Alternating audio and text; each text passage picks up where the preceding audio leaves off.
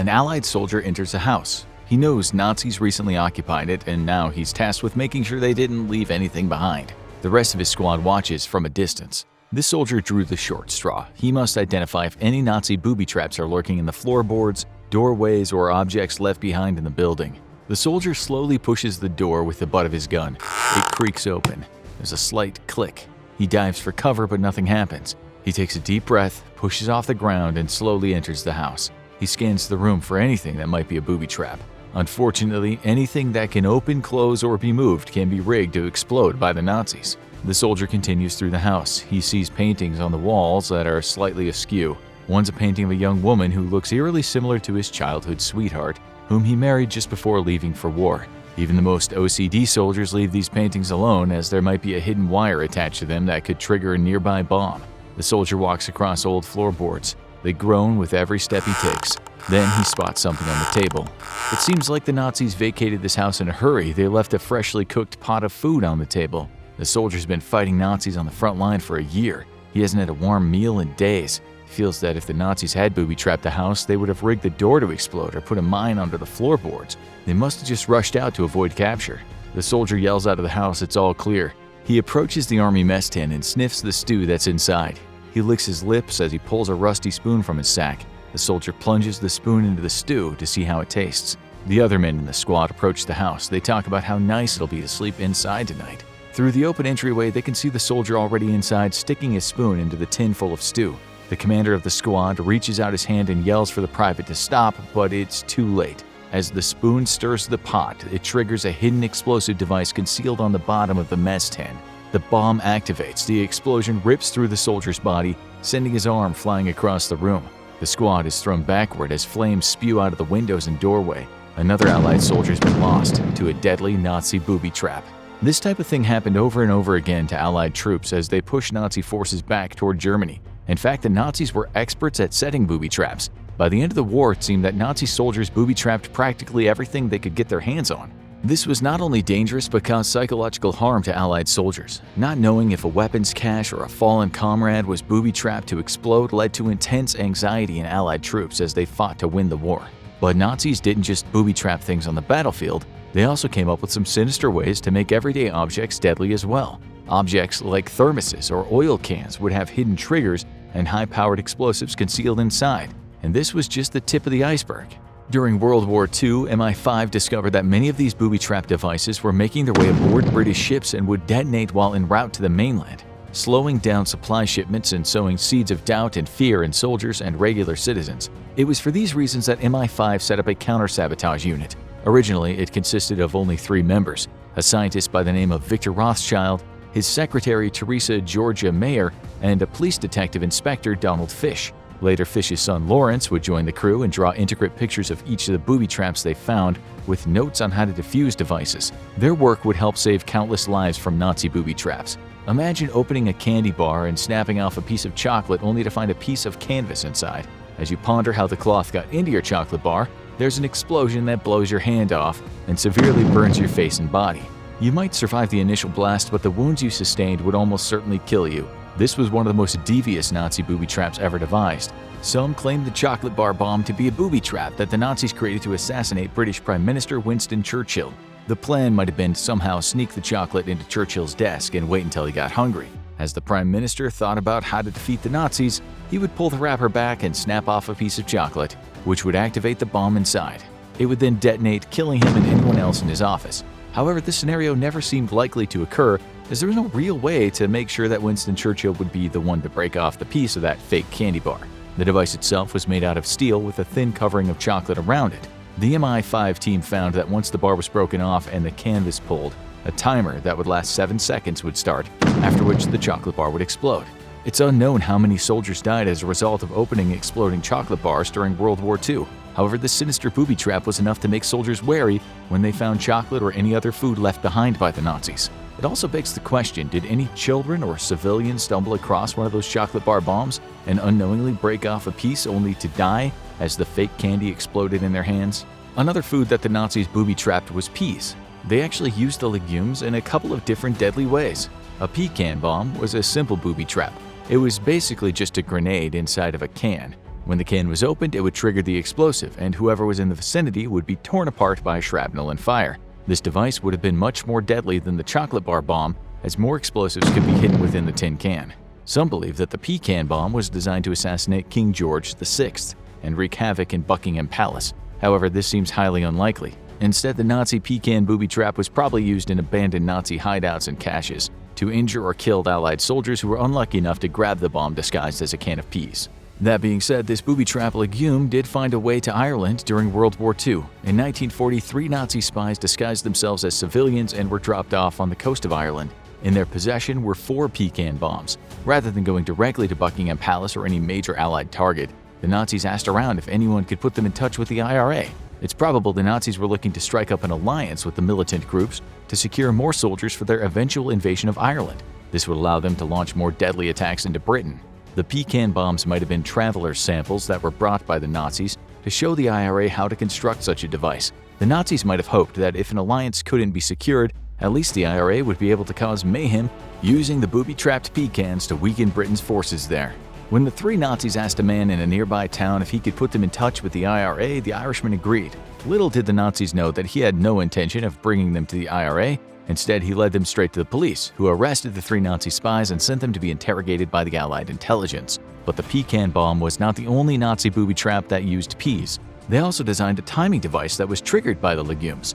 This was a simple yet highly effective timing mechanism that was practically undetectable by counter-espionage agents and soldiers in the field. Dried peas would be secured in a test tube with a barrier separating them from water. When the device was left undisturbed, the water would leak into the pea portion of the tube, and the peas would instantly start absorbing the water. As the peas filled with liquid, they would expand and push the floating cork toward the top of the device. Once the screws met, they would complete a circuit and detonate whatever explosive device the pea trigger was attached to. The pea timing mechanism would have been hidden away in storage containers or supply crates. Once the test tube was moved, the triggering process would initiate. However, it took a while for the peas to absorb all the water and push the cork up, so the device was used by the Nazis when they wanted a delayed reaction. Perhaps this device would be hidden in a supply cache that the Nazis knew would be loaded onto trucks and brought back to an Allied outpost. The pea timing mechanism would initiate as the supplies were loaded onto the transportation vehicles, but would not detonate until sometime later. If one of these devices found its way to an Allied storehouse before exploding, it could cause a disastrous amount of damage. Booby-trapped food devices seem to be a common theme in Nazi warfare. Allied soldiers had to contend with the Army mess tin bomb, one of the most terrifying Nazi booby traps. War turns men into monsters. The psychological toll of killing or watching those around you die can never be undone. That's why the booby traps that targeted soldiers while they were resting or not engaged in battle could cause the most psychological trauma. Just when a soldier thought it was safe to sit down, take off their helmet, and have a delicious meal of bangers and mash, they could find themselves the victims of another deadly Nazi booby trap. The Army mess tin bomb had a hidden compartment under the false bottom of the pot. When the booby trap tin was used, a timer would be activated. The soldier would unknowingly be eating out of a ticking time bomb. When the timer went off, the highly explosive material crammed into the bottom of the mess tin would explode, sending food and shrapnel flying across the room. A large amount of the explosive material could be crammed into the bottom in one of the fake Army mess tins, making this booby trap deadly for whoever was near it. However, the booby traps employed by the Nazis were not always meant to kill. Many of the devices rigged to explode were contained in canisters that would send shrapnel everywhere. Any soldiers in the vicinity would find themselves wounded or bleeding out due to gashes caused by jagged pieces of metal. This would slow down entire squads and would result in the disruption of Allied plans. Other booby traps were designed to cause as much damage as possible to Allied vehicles and stockpiles. They may not take out Allied soldiers, but they would most certainly cause a loss of resources and disruption to supply lines. For example, the motor oil bomb was a booby-trapped oil canister that would have been hidden alongside other highly flammable materials. The outside of the device would be practically indistinguishable from other oil canisters. This meant that the Nazis could slip them into supply caches, and the booby-trapped canister would make it all the way to an Allied base without being discovered. Once there, the booby-trapped oil canister lid would inevitably be unscrewed during refueling operations and detonate. This would cause a chain reaction as the flames caused by the explosion ignited other oil canisters around it. With one booby-trap oil canister, the Nazis might be able to take out an entire oil supply. It would also cause immense damage to any vehicle around it, along with harming or killing any soldiers nearby. A similar tactic used by the Nazis was deploying magnetic mines under the hulls of Allied ships. This bomb could be attached by a covert Nazi spy. A timer would be set and the magnetic mine would detonate when the ship was in the middle of the ocean, far away from any help. Some of these devices were even fitted with a trigger that caused the mine to detonate if it was discovered and detached from the hull prematurely. This meant that there was a booby trap on the booby trap itself. The Nazis would stop at nothing to disrupt Allied supply routes. This brings us to the worst of the worst Nazi booby traps ever conceived. It should come as no surprise that the minds that concocted a plan for mass genocide would also come up with some insanely terrible booby trapping techniques, but you can't even imagine how terrible some of these next booby traps actually were. Allied soldiers walked through a town ravaged by Nazis. The buildings are in ruins, and there is very little shelter. The summer sun blazes as temperatures rise, and the parched earth cracks under the soldiers' feet. They've been fighting on and off with the Nazis for days, but it seems like they've finally driven them out of the village. The Allies can now make it to their base of operations and launch another offensive deeper into Nazi-controlled territory. What the Allied soldiers don't know is that the Nazis left behind numerous booby traps. It'll be a miracle if any of them make it out of this town alive. The Allies enter the town and find dead bodies that were left behind in the carnage. A fallen Nazi soldier blocks the main road. He's lying face down in the mud. An Allied soldier walks up to the body to check it for information or ammunition. As he turns the body over, his eyes go wide. He turns to his squad and yells to run. The body had been placed on top of a mine, so that when it moved, the explosive would detonate and kill anyone in the vicinity. The blast erupts out of the ground, completely consuming the soldier who moved the body. It wasn't uncommon for Nazis to booby-trap their own fallen comrades. Rather than bringing their friend's body home so the family could mourn them, they were left behind and rigged with an explosive to take out any Allied soldier who came through the area. This was a messed up practice, but it gets even worse. Sometimes Nazis would kill an Allied soldier and booby-trap their body.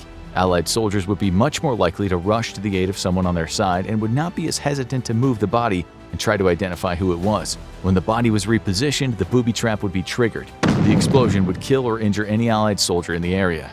The Nazis were ruthless with their booby-trapping tactics. They had no remorse for fallen soldiers on either side. The most common booby traps that the Nazis employed used helmets and guns. They knew that Allied soldiers would pick up those objects as they would be useful supplies to have in battle. This meant Allied forces needed to be careful with everything they touched. The Allied soldiers in the town watched in horror as their friend and fellow squadmate was obliterated by the mine placed under the Nazi's dead body. They shake their heads in dismay at the brutality of the Nazi booby traps left behind for them. They grab their squadmates' dog tags and carefully step over the body parts. Crashed into a building is a Nazi jeep. There are rifles lined up along the back end of the vehicle. This seems too good to be true, because it is. The captain of the squad signals for the rest of his troops to hold their positions as he approaches the weapons cache. He looks it over but can't tell if anything's been rigged to explode. He steps away from the weapons and goes behind a crumbling brick wall. He picks up a rock and tosses it at the weapons cache. The guns fall to the ground. Nothing happens. The captain shrugs and begins to step out from behind the rock wall. Suddenly, a bomb detonates from under the jeep, blowing the debris outward. None of the Allied soldiers are injured, but if they'd been near the weapons, the booby trap would have killed them all. They continue on through the town. At the far end of the street is a large house that seems to be completely intact. The Allied soldiers head toward the building. It's getting late and they need to seek shelter for the night. As they proceed down the road, there are discarded supplies. In the middle of the street lays a Nazi helmet. Without thinking, one of the soldiers kicks it with his foot in disgust. As the helmet lifts off the ground, a pressure lever is released and a mine detonates from under the helmet. The soldier's leg gets blown off. The medic rushes over to help him. He shoots the soldier full of morphine, bandages the stump where his leg once was, and rushes him toward the house to perform emergency surgery. The squad reaches the nearby house. The man who reaches the door first pushes it open. There's a click as a string attached to the doorknob pulls the pin out of a grenade sitting on the table right next to the door. The soldier thinks quickly, grabs the grenade, and throws it out the window across the room. A moment later, the grenade detonates, shattering the windows on the far side of the building. Rigging doors to explode was a common Nazi booby-trapping technique. They tied tripwires across doorways that were impossible to see and would pull pins out of explosives. They also used pressure plates to activate booby traps when stepped on by Allied forces. This meant that any doorway or floorboard could potentially be a booby trap. The rest of the squad rushes into the house and places the soldier that lost his leg on the table in the middle of the room. The medic gets to work trying to save his squadmate. The captain tells the rest of the men to fan out and search for any other booby traps. The building ends up being more of a mansion than a regular-sized house, and there are a lot of rooms to go through. The Allies go from room to room looking for tripwires and being careful where they step. Unfortunately, the Nazis are ruthless, and they realized Allied soldiers had learned to be more careful due to countless booby traps they've come across. This led to the Nazis taking things a step further. They not only booby trap objects that the Allied soldiers might move, but they also booby trap any obvious hiding places where they might seek safety. One of the soldiers searching the house comes across a large bathroom. He peers inside and sees medication sitting on the counter. He knows these supplies can help save the life of his squad mate downstairs. He searches the doorway for any tripwires. It seems clear, so he proceeds to the bathroom. He searches high and low for any signs of booby traps on the medical supplies. They seem to be free of any explosives. The soldier starts gathering up the supplies when one of the bottles falls to the ground. The lid pops off and a small device rolls out. It's a trigger for a fuse. It's a trap.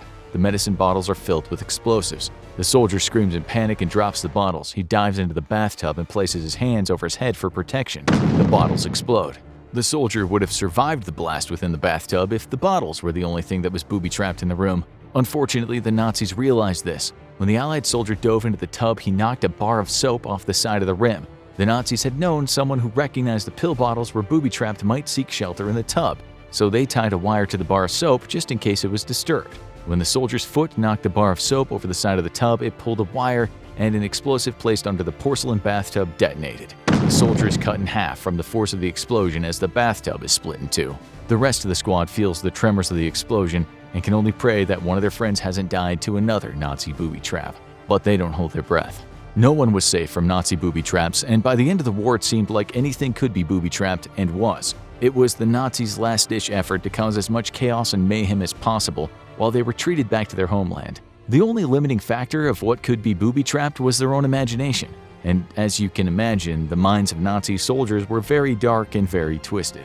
Allied soldiers and even civilians needed to be very careful where they stepped and what they moved as the Nazis retreated back to Germany and left a trail of booby traps behind them. Just to put it into perspective, as Nazis continued to fight in World War II, they knew that vital resources would be hard to come by for everyone. They even went as far as to create an exploding thermos that would lure dehydrated Allied soldiers to their death. The toils of war were exhausting, and sometimes water was hard to come by. If a thermos with water was left behind, it would be picked up and drunk by whoever came across it. Unfortunately, if you were not careful, you might find yourself with a deadly Nazi booby trap in your hands. When the cap was taken off and a person holding the thermos brought it up to their lips for a sip of refreshing water, the explosive inside would be activated. With the bomb being so close to their face, this booby trap was almost always deadly. The sad part was that anyone could pick up the thermos, including innocent civilians. This is how it went with the Nazi booby traps. They were designed to cause suffering and destruction while also disrupting Allied supply lines. However, they were also created to cause fear and immobilize soldiers. The Nazis booby-trapped pretty much anything they could get their hands on and didn't care who ended up triggering them in the end. Now watch most insane booby traps used during the Vietnam War, or check out World War II Didn't End Like You Think It Did.